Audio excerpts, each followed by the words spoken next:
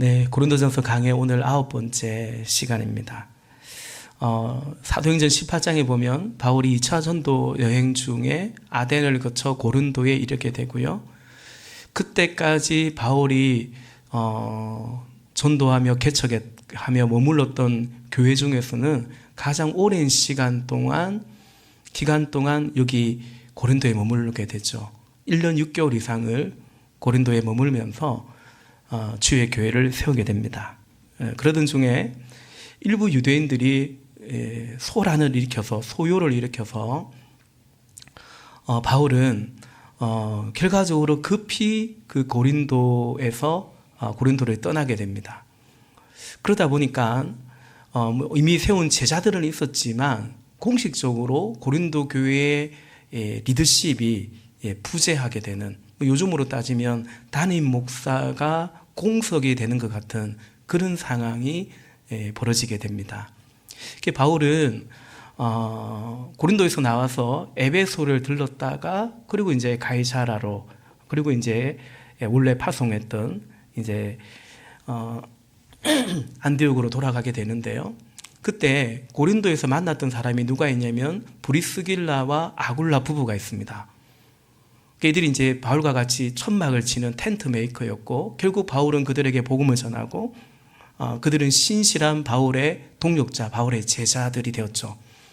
바울은 고린도를 떠날 때 이 브리스길라 아굴라 부부와 같이 가고요. 에베소에서 같이 지내다가 바울이 먼저 에베소를 떠납니다.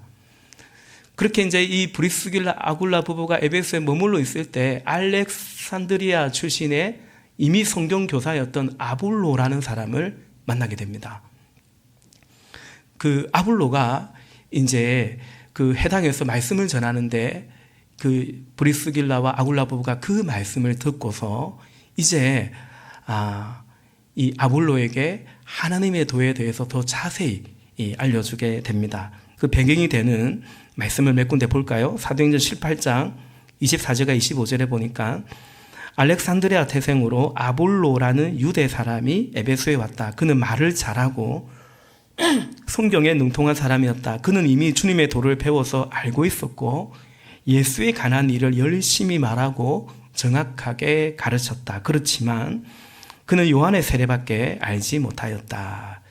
이미 성경에 능통하고 예수에 관해서도 정확하게 가르쳤지만 뭐라고 나와 있습니까? 요한의 세례밖에 알지 못했대요. 그러니까 예수님에 관해서 전해 듣기를 누구의 가르침으로 전해 들었냐면 세례 요한의 가르침을 통해서 아마 메시아에 대해서, 예수님에 대해서 전해 들었던 것 같습니다. 그렇게 아볼로가 에베소에서 해당해서 말씀을 전하는데, 말씀드린 것처럼 브리스길라와 아굴라 부부가 그 말씀을 전해 듣게 됩니다. 그래서 이제 들어보니 아는 거죠. 이 아볼로라는 사람이 참 하나님 사랑하는 신실한 사람인 것 같은데, 근데 바울의 제자였던 브리스길라 아굴라는 좀 더, 다시 말해 요한의 세례를 넘어서서 예수의 십자가와 부활에 관해서, 또 성령님의 강림과 역사에 관해서 아볼로에게 가르쳐 전해주게 됩니다. 사도행전 18장 26절에 그는 이제 아볼로죠. 그가 해당해서 담대하게 말하기 시작하니 브리스길라와 아굴라가 그의 말을 듣고서 따로 그를 데려다가 하나님의 도를 더 자세하게 설명하여 주었다. 아멘. 저는 말씀 준비하다가 아볼로가 참 겸손한 분이구나 새삼 느끼게 됩니다. 왜냐하면 그는 이미 성경에 정통한 사람이었고, 그러나 그냥 외면적으로 볼 때, 그냥 겉으로 볼 때는 브리스길라와 아굴라는 그냥 천막 치는 사람인데, 근데 이 아볼로가 브리스길라와 아굴라 부부에서 하나님의 도를 겸손히 이렇게 그 가르침을 나눔을 전해 듣게 되었던 거죠. 아볼로는 그렇게 하나님의 도를 듣고 세례 요한의 가르침을 넘어서 예수의 십자가와 부활에 관해서, 또 이미 강림하신 성령님의 역사에 관해서 전해 듣게 되고, 더불어서 아마 이 고린도 교회, 자신들이 떠나왔던 고린도 교회의 어떤 상황에 대해서도 아마도 들었던 것 같습니다. 그래서 아볼로는 그 길로 가고자 합니다. 아마도 성령께서 아볼로에게 너 고린도로 가서 그 교회를 함께 세워라, 돌아보라, 그런 마음을 주시지 않았을까 생각합니다. 그래야 이 지도자가 공백이었던 고린도에 아볼로가 가게 되고, 여기 브리스길라와 아굴라 부부 등 에베소에 있는 성도들이 또 그 기저에는 바울이 허락을 했겠죠. 바울이 허락하고 위임했던, 그래서 이 아볼로가 고린도로 갈 때 이 에베소의 성도들이 추천서를 써주게 되죠. 그가 가는데 잘 맞이하고 그를 교회의 지도자로도 인정하고 그의 가르침을 잘 받아라, 그런 내용의 아마 추천서를 써주었을 것입니다. 그래서 아볼로는 바울이 급히 떠나는 바람에 공석이 되어 있던 그 고린도에 이르러서 그 교회를 돌아보고 교회를 든든히 세워가게 되죠. 특히 소란을 일으켰던 그 유대 사람들과도 논박해서 그들의 주장도 그냥 해결해버리는, 일시에 잠재워버리는, 어찌 보면 참 능력이죠. 그런 어떤 모습을 이 열매가 나타납니다. 사도행전 18장 27절 28절입니다. 아볼로는 아가야로 건너가고 싶어 하였다. 이 아가야가 고린도 지역입니다. 이 아덴, 고린도 이 지역을 이제 아가야라고 하거든요. 고린도로 건너가고 싶어 하였다. 그래서 신도들이 그를 격려하고 그쪽 제자들에게 아볼로를 영접하라고 편지를, 추천서를 써줬다는 거죠. 그는 거기에 이르러서 이미 하나님의 은혜로 신도가 된 사람들에게 큰 도움을 주었다. 28절. 그가 성경을 가지고 예수가 그리스도이심을 증명하면서 공중 앞에서 교회 밖에 나가서도 유대 사람들을 힘있게 논박했다라는 것입니다. 그렇게 고린도 교회는요, 바울이 심었고 아볼로가 물을 주면서 하나님께서 자라도록 하는 참 복받은 풍성한 교회가 되었습니다.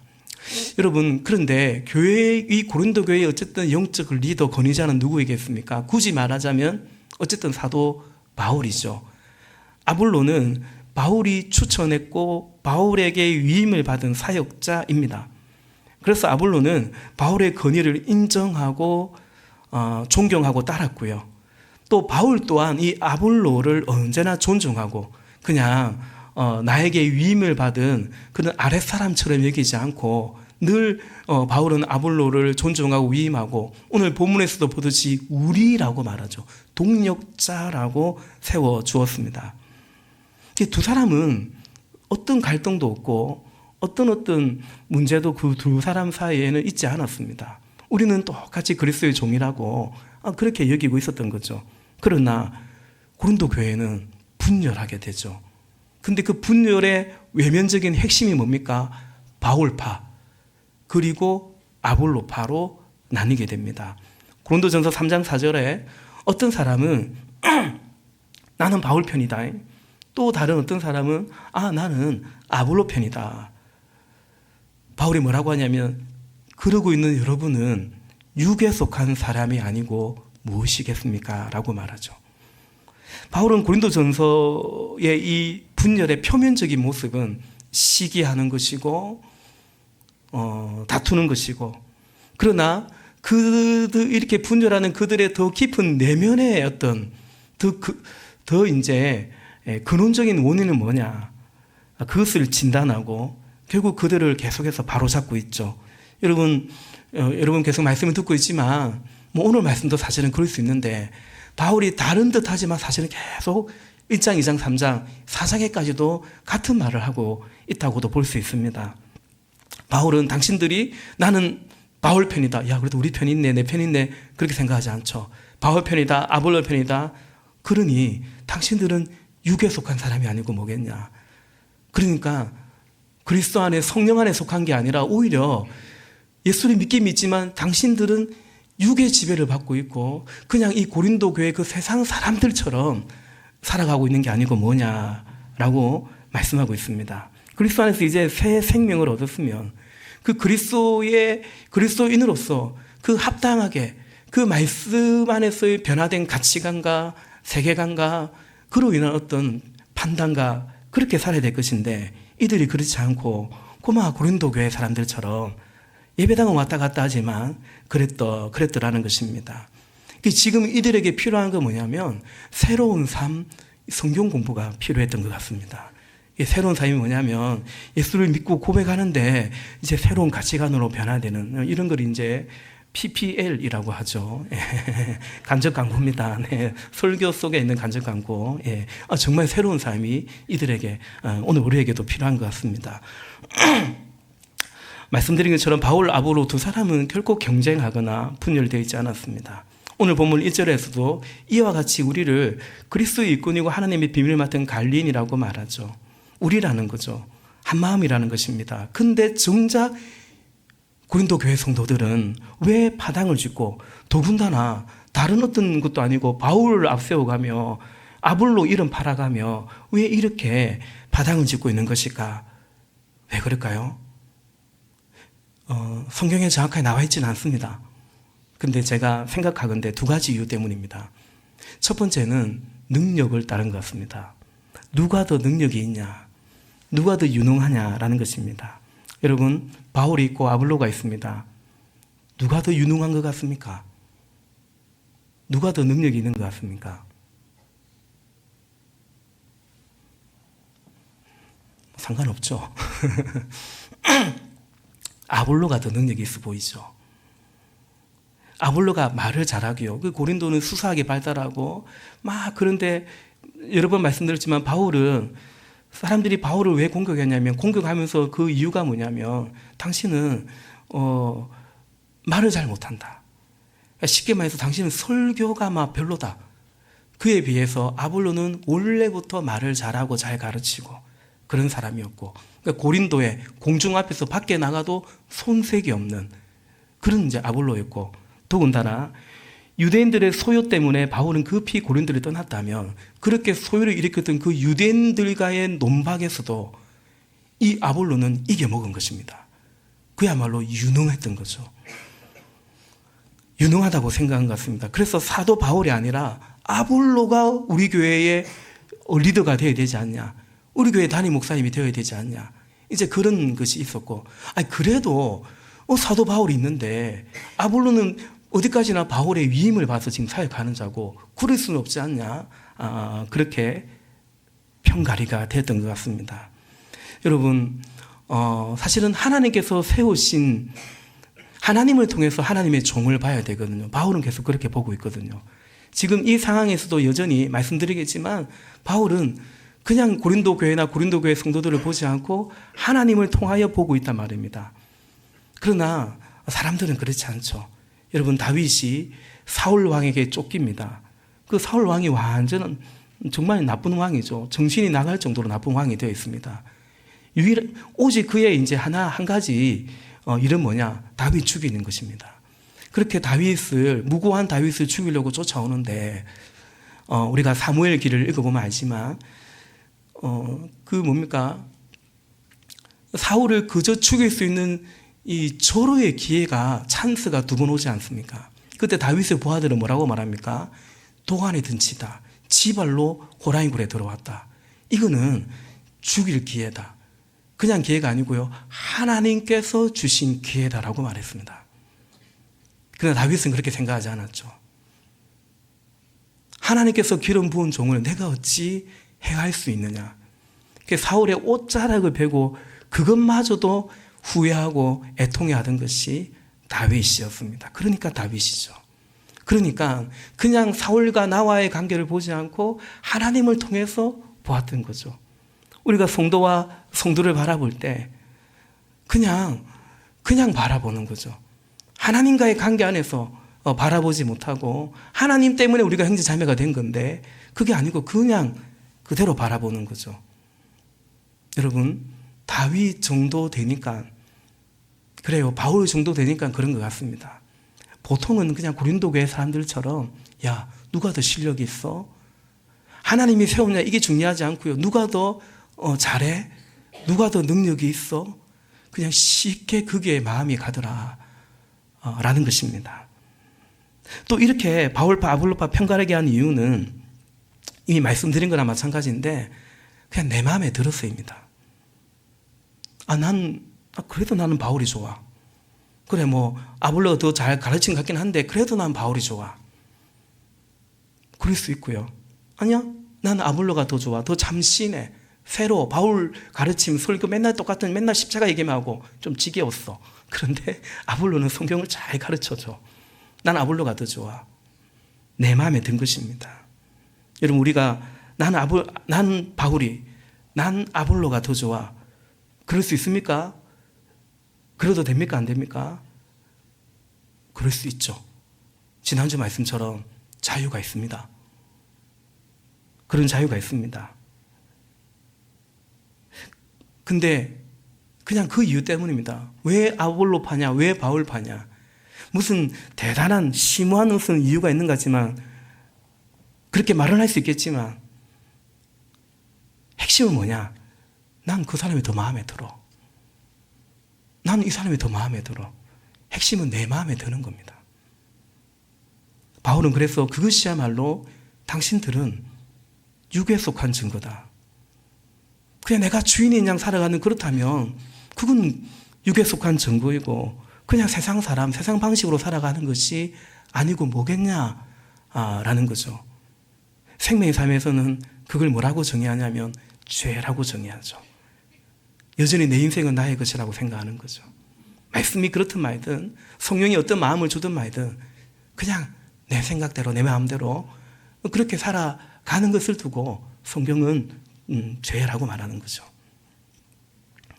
여러분, 사실 바울 입장에서 이 상황은 굉장히 불쾌한 상황이 아닐까요?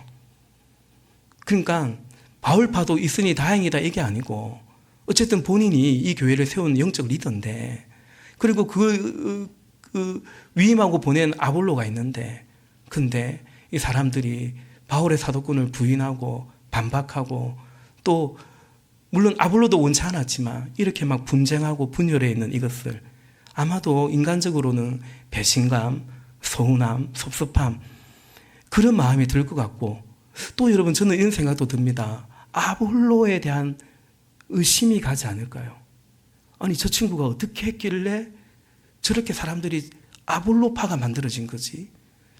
도대체 가서 어떻게 사역을 했기에 저렇게 사람들이, 교인들이 확 뒤집어진 거지? 인간적으로 보면 얼마든지 그런 생각 들지 않을까 싶습니다. 그러나 바울은 그런 상황에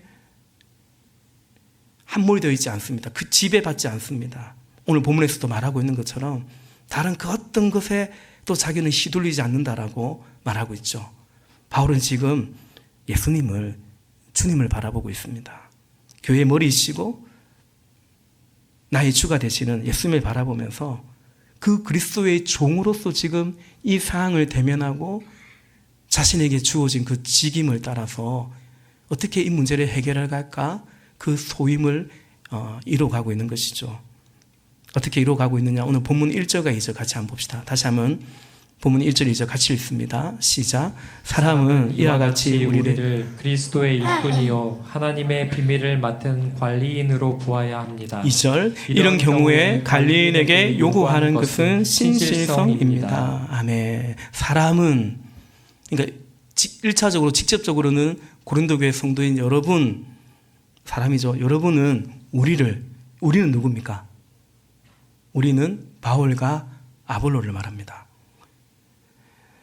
여러분들은 우리를 어떻게 봐야 되냐면 그리스도의 일꾼이요 하나님의 비밀을 맡은 관리인으로 보아야 된다라는 거죠.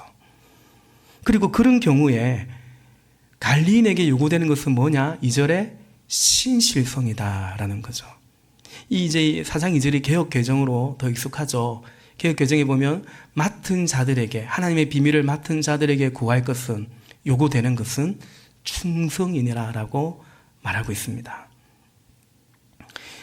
그리스도 일꾼이다, 하나님의 비밀을 맡은 관리인이다. 원어적으로도 단어는 다르긴 하지만 의미는, 뜻은 같습니다. 종이라는 뜻입니다. 더 직접적으로 말하면 노예라는 뜻입니다. 철저하게 주인에게 종속되어 있는 그런 존재죠. 그러니까 종은 나라는 존재가 있는데, 자아가 있는데 그게 부인되는 게 종이죠.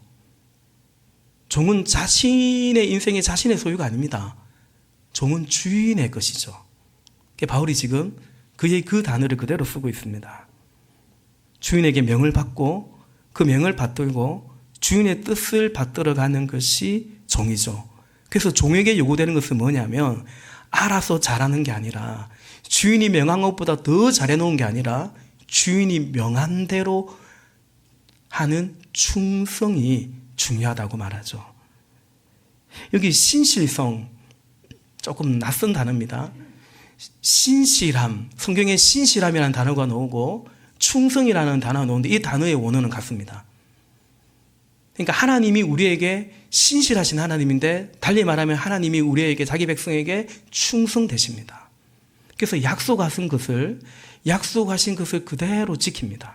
충성스럽게 미련할 정도로 하나님은 지키십니다. 그게 충성입니다.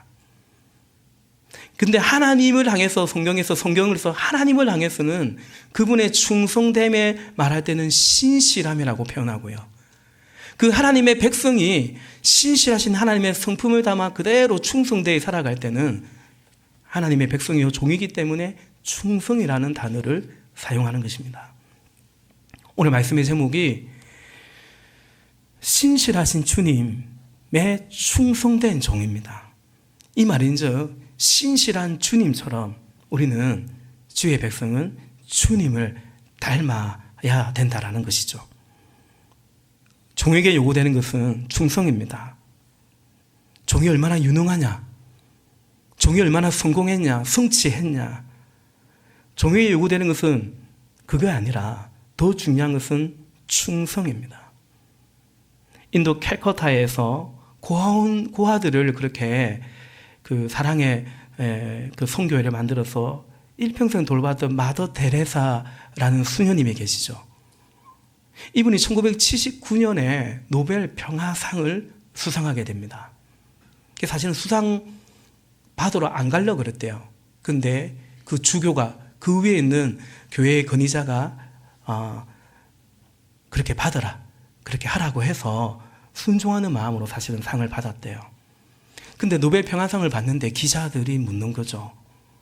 기자들이 원래 예리하고 뭐 그런 질문도 해야죠. 근데 약간 굳은 질문도, 애꿎은 그런 질문도 하고 또 때로는 못된 질문도 하고 기자들이 그러지 않습니까? 마더 데레사 수녀님께 우리 생명의 삶에 나오는 얘기지만 마더 데레사 수녀님께 뭐라고 말하냐면 당신이 이렇게 고아들을 돌보고 가난한 자를 돌보고 훌륭한 건 맞는데 너무 귀한데 근데 세계 평화랑 그거랑 뭔 상관이냐. 그러니까 그것이 세계 평화에 기여했다라고 주는 노벨 평화상까지 받을 정도가 되냐. 이렇게 물어본 거예요. 그때 데레사 수녀님이 대답합니다. 잘 모르겠어요. 나는 그냥 하나님이 맡긴 일에 누가복음 17장 말씀처럼 나는 무익한 종이다. 그저 주님이 하라고 한 일을 했을 뿐이다. 그러면서 하나님께서 하나님은 우리를 성공하라고 부르신 것이 아니라 충성하라고 부르셨다라고 일종의 아주 유명한 말씀을 하셨습니다. 그렇습니다, 여러분. 종의 성공은 뭡니까? 충성입니다. 종에게 있어서 충성보다 더 성공은 없는 것입니다. 마태복음 7장에 예수님이 심판한 날에 그날에 많은 사람들이 주여 우리가 주의 이름으로 귀신 쫓고 주의 이름으로 선지자 노릇하고 주의 이름으로 권능을 행하고 우리 모릅니까? 자신들의 실적을 막 나열할 때 예수께서 말씀하시기를 내가 너희를 도무지 모르겠다. 불법을 행하는 자들아 나를 떠나라 라고 말씀하시죠. 여러분 그들이 성공했을지 모르지만 충성하지 않은 자들이었던 것 같습니다. 그래서요 성공한 자들이 아니라 실패한 자들인 거죠. 종의 성공은 충성입니다. 왜냐하면 어떤 일이기 전에 주인과의 관계 때문에 그렇습니다. 마태복음 25장에 우리가 잘 아는 달란트 비유가 나오죠. 5달란트 받은 사람이 나가서 장사해가지고 5달란트 더 남기고요. 2달란트 받은 사람도 나가서 장사해가지고 2달란트를 더 남기고요. 그때 주인이 그 임금이, 사실 예수님이 비유로 말씀하시니까 예수님이 말씀하시죠. 마태복음 25장 21절에 그 주인이 그에게 말하였다. 잘했다. 착하고 신실한 종아, 착하고 충성된 종아. 네가 적은 일에 신실했으니 충성했으니 이제 내가 많은 일을 네게 맡기겠다. 와서 주인과 함께 기쁨을 누려라. 아멘. 이 5달란트 받은 더 남긴 종에게 한 말이고, 또 2달란트 받은 종에게도 25장 23절에 말하는데, 한 보시면요, 토시 하나 바뀌지 않습니다. 컨트롤 그냥 C, 컨트롤 V 하면 된다 얘기했죠. 아무것도 똑같습니다. 엄연히 남긴 실적은 다르고 결과는 다르거든요. 결과적으로 무려 4달란트, 2달란트는 2달란트, 4달란트고 5달란트, 그러니까 6달란트 차이가 나는데, 그런데 그 주인이 하는 말은 똑같습니다. 이렇게 말합니다. 네가 적은 일에 충성했다는 거죠. 여러분, 사실은 5달란트 더 남기면 큰 일을 한 거거든요. 근데 종은요, 그 자체로 종입니다.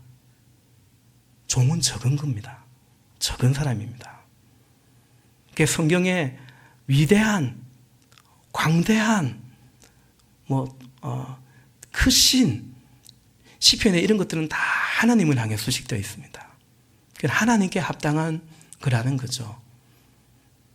네가 적은 일에 어떻게 했다고요? 충성했다, 신실했다. 그렇습니다. 그 주인이 이 종에게 어떤 보상을 하냐? 더 많은 일도 맡기겠다는 거죠. 와, 이거 보상 맞습니까? 더 많은 일도 맡기겠다. 두 번째는 주인의 즐거움에 참여하도록 하겠다라는 거죠. 보상 맞습니다. 주인은 이 종을 아는 거죠. 이 종은 주인의 일을 하는 것이 기쁜 겁니다.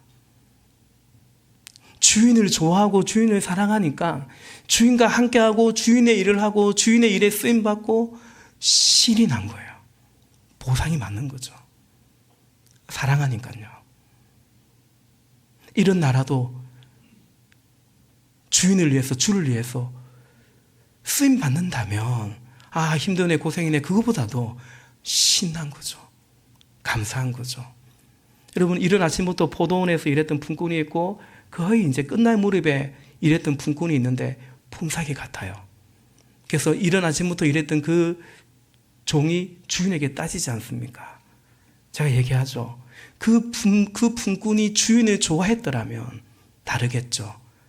더 많이 주를 위해서 더 많이 쓰임 받은 것이, 그냥 죽기 전에 예수 믿고 천국 가도 되는데, 이 청년 때부터 믿어가지고, 안 믿을 수도 없고, 이거 고생하고 신앙생활 하는 것 같고, 우리 그렇게 생각하지 않잖아요. 어릴 때부터, 젊은 날부터 주님 사랑하고 예배하고 주를 위해 헌신도 하고 쓰임도 받고 얼마나 복된 것입니까? 물론 인생 늦지막해 노년의 나이에 그때라도 구원을 받고 하나님의 놀라운 은혜고 그 주님을 찬양하지만, 그래서 여러분, 충성이란 그 주인과의 관계입니다. 일도 아니고 보상도 아니고 주인과의 관계입니다. 주인 사랑하면 충성하는 것이고, 충성이 어렵지 않고, 그리고 반대로 주인을 좋아하지 않으면 충성하기 싫고 귀찮고 피하고 싶고 그런 거죠. 누가 그랬냐? 1달란트 받은 종이 그랬죠. 마태복음 25장 24절과 25절에 보면, 그러나 1달란트 받은 사람은 다가와서 말하였다. 주인님, 나는 주인이 굳은 분이시라 심지 않은 데서 거두시고 뿌리지 않은 데서 모으시는 줄로 알고. 25절, 무서워하여. 나쁜 주인 아닙니까? 심지 않은 데 거두는 주인이래요. 뿌리지 않은 데 모으는데요. 이는 악한 거죠. 이 주인을 그렇게 봤다는 거죠. 완전히 오해했던 거죠. 지 마음대로 생각한 거죠. 그래서 25절, 무서워해서 물러가서 달란트를 땅에 숨겼습니다. 보십시오. 여기에 그 돈이 있으니 받으십시오. 나한테 무슨 해코지를 하지 마세요. 난 당신 준 거 그대로 여기 있어요.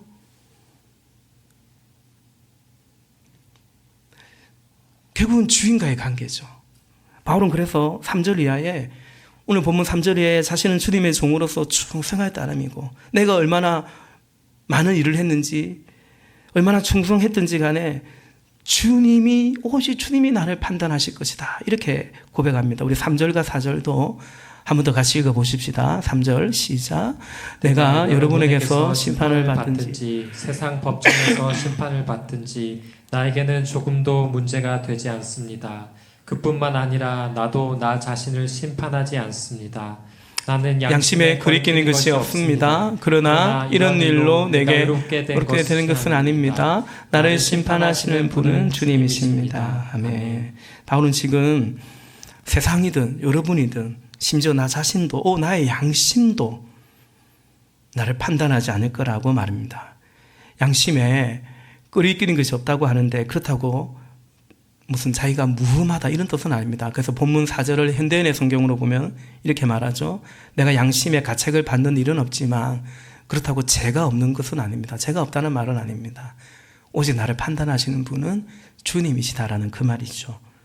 다른 그 무엇의 판단, 평가에 따라 살지 않겠다는 것입니다. 4절 끝에 나를 심판하시는 분은 오직 주님이십니다 라고 말합니다. 왜냐하면 다른 사람의 판단이 왜 없겠습니까? 그런 판단에 왜 신경이 안 쓰이겠습니까마는 그러나 제일 중요한 것은 나는 종이니까 주인이 나를 어떻게 판단하느냐 그게 제일 중요하지 않냐 그 말을 하고 있는 거죠. 사람들의 평가가 있고 나 자신 스스로의 만족도도 있고 바울은 그게 중요한 것이 아니고 종이니까 오직 그 주인의 판단과 평가가 중요하다라고 말하는 거죠. 그래서 바울이 힘쓴 것은 뭐냐면 하나님의 비밀을 맡은 관리인으로서 그것을 잘 관리하는 거죠. 그래서 오직 그 비밀이신 예수 그리스도의 십자가만을 충성되게 전했다라는 거죠. 우리 살펴보았지만 고린도전서 2장 1절과 2절을 한번 볼까요? 형제자매 여러분, 내가 여러분에게 가서 하나님의 비밀을 전할 때에 하나님의 비밀을 맡았댔죠. 하나님의 비밀을 전할 때에 훌륭한 말이나 지혜로 하지 않았습니다. 나는 2절 나는 여러분 가운데서 예수 그리스도 곧 십자가에 달리신 그분밖에는 아무것도 알지 않기로 작정하였습니다. 아멘. 여러분 이것이 바울의 충성이죠. 지금 고린도 교회는 이 고린도 교회 사람들은요 뭘 따지고 있냐면 누가 더 유능한가 능력을 따지고 있습니다. 결과를 따지고 있습니다. 당신이 해결하지 못하고 떠난 그 유대 사람들의 논박을 아볼로는 그의 지혜와 은변으로 해결했다고 하는 이 상황에서 그래서 당신은 됐고 우리는 아볼로가 더 좋다라고 말하는 그런 사람들이 적지 않은 이런 상황 가운데서 바울은 나는 하나님의 비밀을 맡은 관리인이고 나는 하나님의 비밀을 전할 때에 훌륭한 말이나 지혜로 하지 않았다. 그러다가 하나님의 비밀이 왜곡되거나 손상될까 싶어서 그건 종으로서 합당하지 않기 때문에 사람의 말이나 훌륭한 말이나 지혜로 하지 않고 그리스도만을 전했다라는 거죠. 그때도 그랬고 지금도 그 생각에 마음에 변함이 없다라는 겁니다. 왜냐하면 자신에게 요구되는 것은 하나님의 비밀을 맡은 자신에게 요구되는 그 비밀을 어찌하든지 왜곡하지 않고서 그대로 전하는 충성이 중요하기 때문이죠. 여러분 우리 미가서 말씀을 지난주 통독했죠. 미가서 2장 11절에 이런 말이 있습니다. 거짓말쟁이나 사기꾼이 와서 너에게 포도주와 독한 술이 철철 넘칠 것이다 하고 예언하면 그 사람이야말로 이 백성의 예언자가 될 것이다. 지금 그렇게 되고 있다라고 하나님이 말씀하시죠. 포도주와 독한 술이 철철 넘칠 것이다. 누가 그렇게 예언을 하면 당신 지금 무슨 소리를 하는 거요? 우리는 하나님의 백성이요. 하나님께서는 독주를 멀리하라고 하셨어. 하나님은 술 취하지 말라고 하셨어. 어디서 그런 말을 하는 거요? 라고 배척하고 내쫓아야 될 것 같은데 그게 아니라는 거죠. 그들이 당신들의 예언자가 될 거다, 되고 있다라고 말하는 거죠. 기준이 뭡니까? 내가 원하는 게 기준인 겁니다. 그렇지 않아도 적당히 좀 한 잔씩 걸치면서 살고 싶고 적당히 좀 세상 좀 너 그렇게 살고 싶은데 어떤 선지자는 맨날 고룩고룩 얘기하고 그 율법 지키라 얘기하고 답답해 죽겠는데 근데 이 선지자는요 이런 얘기를 하니까 그냥 당신도 당신이 진짜 선지자다. 백성들이 그럴 거라는 거죠. 지금도 그렇지 않는가라고 바울은, 그리고 저도 지금도 그렇지 않는가라고 말씀드리는 거죠.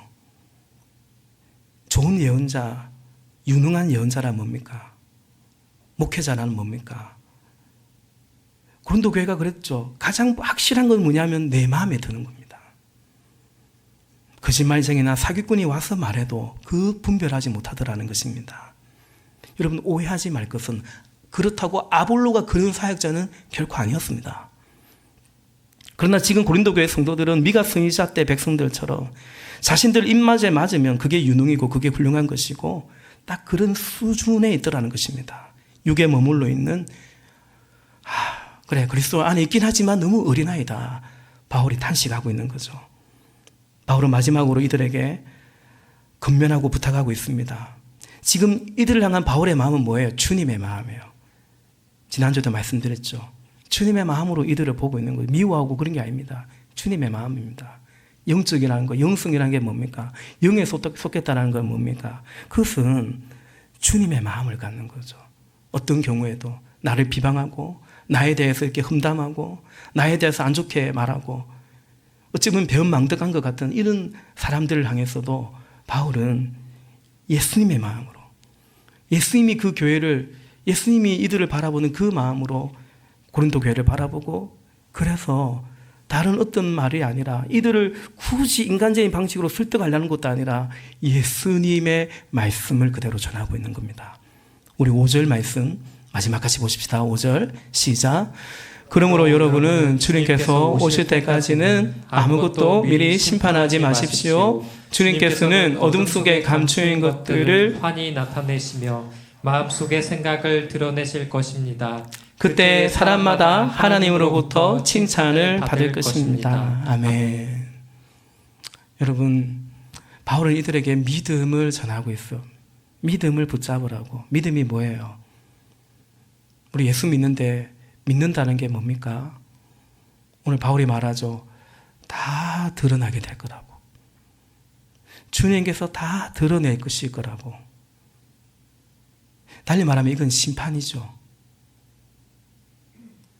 사랑하시는 여러분, 누가 어떻게 보고 나 자신이 또 어떻게 하고 때로 내 양심이 어떻고, 여러분 우리가 우리를 판단한다고 그 판단이 맞는 것 같습니까? 어떤 사람은 자기는 꽤 괜찮은 아빠고 뭐 남편이고 정작 자기 아내는 그래 생각 안 해요. 정작 자기 자녀는 그래 생각 안 해요. 뭐 나는 양심에 가책이 없다고 마음껏 자기 착각할 수 있고요. 여러분 우리가 예수를 믿는다는 것은 다 드러나게 될 거다. 아멘이십니까? 드러나도 됩니까? 두렵죠. 심판이니까 두렵죠. 그러나 그걸 믿는 거죠. 그리고 5절 끝에 그때 사람마다 하나님으로부터 칭찬을 받을 것입니다. 그 소망 가운데 있는 거죠. 이것이 믿음이죠. 하나님의 심판과 하나님의 상에 대한 믿음이 없으면, 부활 소망에 대한 믿음이 없으면요, 믿는데 자기 신념대로 믿을 겁니다.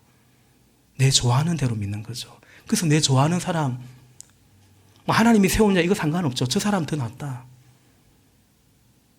조심스럽지만 제가 전도사 시절에 그 어떤 교회, 그 교회 평신도 리더 한 분이 저에게 이런 제안을 한 적이 있어요. 정사님, 교회를 같이 한번 해봅시다. 제가 1, 2초도 고민하지 않았습니다. 벌떡 일어나면서 말했습니다. 사람 잘못 보셨다고. 저 그런 사람 아니라고. 저는 그 주일날 쫓겨날 줄 알았습니다. 근데 안 쫓아내더라고요.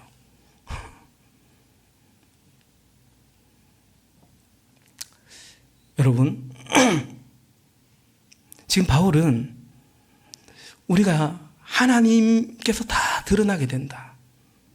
두렵죠. 그러니까 하나님을 경외하는 건 하나님을 두려워하는 겁니다. 그리고 하나님이 상을 줄 거야. 칭찬해 주실 거야. 그게 소망인 거죠. 그렇지 않으면 그냥 내가 원하는 게 있으니까, 간절한 게 있으니까 믿을 수는 있겠죠. 그냥 거기서 계속 맴도는 너무나 어린아이 같은 믿음에 머물게 되죠. 바울은 그들을 향해서 무엇이 믿음인지, 어떤 소망을 가져야 되는지에 대해서 말하고 있는 것입니다. 다시금 바른 믿음을 가질 것을, 바른 소망, 심판에 대한 두려움을 가질 것을 권면하고 있는 것입니다. 말씀을 맺습니다. 여러분, 누구의 평가와 인정에 가장 민감한가? 그것이 내가 사랑하고 의지하는 대상인 것입니다. 그래서 때로 누구에게 무슨 말을 들었다 해도 다른 그 누군가에게 어떤 말을 들으면 그냥 마음이 좋은 겁니다. 왜요? 나를 안 좋게 말했던 그 사람은 내가 별로 중요하지 않게 여기는 사람이고, 다른 그 사람이 나에게 진짜 내가 중요하게 여기는 사람이기 때문에. 그래서 여러분, 누구의 평가와 인정에 가장 민감한가? 그것이 내가 지금 사랑하는 대상이고, 내가 또 믿고 의지하는 대상이 되지 않겠나 싶습니다. 그러므로 여러분, 우리의 시선을 하나님께로 향하기를 원합니다. 그분의 신실하심을 의심하지 않고 신뢰해 가십시다. 그 신실하신 주님을 우리 또한 충성되게 섬겨가는 신실한 주님의 종이 되시기를 간절히 부탁을 드립니다. 목회자로 살아가면 목회자들이 모인 세미나, 컨퍼런스 이런 데 종종 가면, 요즘은 거의 가지 않습니다. 근데 가면 거의 어떤 게 제일 많냐면 거의 입지전적인 무용담을 듣게 됩니다. 나는 이렇게 목회를 하나님의 은혜지만 성공했다라는 거죠. 하나님의 비밀을 맡은 종들인데 그런 종들이 모여가지고 충성을 말하기보다는 성공에 대해서 말하는 것 같아서 언제부턴가 그런 자리가 좀 꺼려지는 것 같습니다. 근데 누구를 판단하기 전에 우리도, 저 자신도, 우리 교회도 잘 봐야 되겠습니다. 우리 교회는 인집시각은 이럴 때 교단신문에 광고한 적이 한 번도 없습니다. 장학금을 주어도 한 번도 기사 낸 적이 없고, 하루는 기자가 와서 어디서 무슨 말을 들었는지, 코로나 때 우리가 이웃을 섬기고 한 그런 게 있는데 그거 기사 내겠다고 하는데 제가 죄송하지만 우리 교회는 하지 말라고 부탁을 드렸습니다. 지난주 말씀처럼 우리는 그리스도를 전파하는 것이지 우리를 전파하는 것이 결코 아닙니다. 근데 이번에 처음으로 교회당을 건축하면서 주변에 알려주고 알게 모르게 기도한 분들이 많기 때문에 이제 다 지었다라고, 입당한다고 처음으로 선결신문에 자그맣게 광고를 했고, 그랬더니 또 기자가 오지는 않았지만 기사도 한 줄 써줬습니다. 여러분 거의 다 안 받겠죠? 우리 교회 신문을 아예 안 갖다 놓으니까요. 그 신문에 우리 교회 기사에 관한 머리 제목이 뭐였냐면 개척 7년 만에 단독 예배당 세워, 이것이 이제 머리 기사였습니다.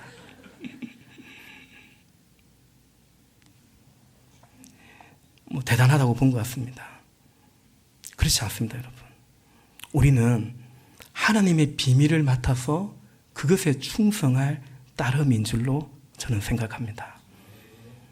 그 일을 감당하기에 필요해서 하나님의 비밀을 전하는 그 일 사역 가운데 한 가지로 우리는 예배당을 세운 겁니다. 특히 우리의 자녀들을 하나님의 자녀로, 그리스도의 제자로 잘 세워보겠다는, 그 일에 충성해 보겠다는 다짐으로, 얼마나 여러분들이 그걸 공감할지는 모르겠지만 그렇습니다. 제가 한두 번 말씀드렸지만 건축에 관해서 고민할 때 하나님이 저에게 사실은 저 마음을 굉장히 힘들게 했던 건 뭐냐면 한 달란트였습니다. 한 달란트 비였습니다. 그냥 그대로 그냥 있고 싶은, 그럼 아무 문제가 없죠. 달이 없고. 그냥 우리 사실은 단독 예배당 그때도 있었습니다. 그럭저럭 사람도 모여 있었고요. 근데 하나님께서 너 한 달란트 받은 종 같다, 악하고 게으르다, 장사하기 싫은 거죠. 그 모험이거든요. 그래서 한 달란트일지 몰라도 한 달란트가 적은 게 아닙니다, 여러분. 한 달란트일지라도 땅에 묻지를 말자라는 마음으로 그 마음을 나누고 함께 우리가 예배당을 짓고 지금도 우리가 함께 예배당을 지어가는 거죠. 저도 그렇고 여러분도 그렇고 가정교회든 예배당 건축이든 뭐든 간에 그다지 좋아할 일이 아닐지는 모르겠지만 그러나 주님을 사랑하면 하나님의 비밀이신 예수 그리스도를 믿을 때 우리에게는 그저 이 모든 것이 충성이요 감사라고 믿습니다. 영혼도 섬기고 주의 교회도 교회당도 세워가고 그래서 수직적 수평적으로 영혼을 구원하고 그리스도의 제자로서 함께 서가는 것입니다. 예수 영접 모임 하면서 생명의 삶 하면서 전 너무 감사한 것은 하나님의 비밀을 어쨌든 계속 말할 수 있어서 너무 감사해요. 이번에도 6기 생명의 삶이 진행 중이고 7기가 개강하는데 한 30명 정도가 지원을 했어요. 그들 중 적지 않은 사람은 그거 듣고 아마 떠나는 사람도 많아요. 졸업해서 떠나고 나가죠. 어쨌든 우리는 하나님의 비밀을 맡아서 그걸 전하는 것이 너무나 감사한 거고 그래서 그 비밀을 간직하고 어디로 가든지 간에 여기에 남든지 가든지 간에 그 비밀을 맡은 종으로서 함께 서가는 그리고 이제 주님 앞에 서가는 주님이 칭찬해 주면 너무 감사한 그런 이제 교회가 되기를 원하는 것입니다. 아무쪼록 하나님께 여전히 충성하기를 무엇보다 주님 사랑하기를 주님을 사랑할 때 충성은 어렵지 않습니다. 불러주신 것에 쓰임받은 것에 감사한 것입니다. 우리 함께 하나님께서 주시는 칭찬을 사모하며 함께 충성 대에 감당해 가시기를 예수님의 이름으로 부탁을 드립니다. 설교가 좀 길은 것 같습니다. 우리 같이 기도하고 찬송하고 기도하고 찬송합시다. 같이 기도할 때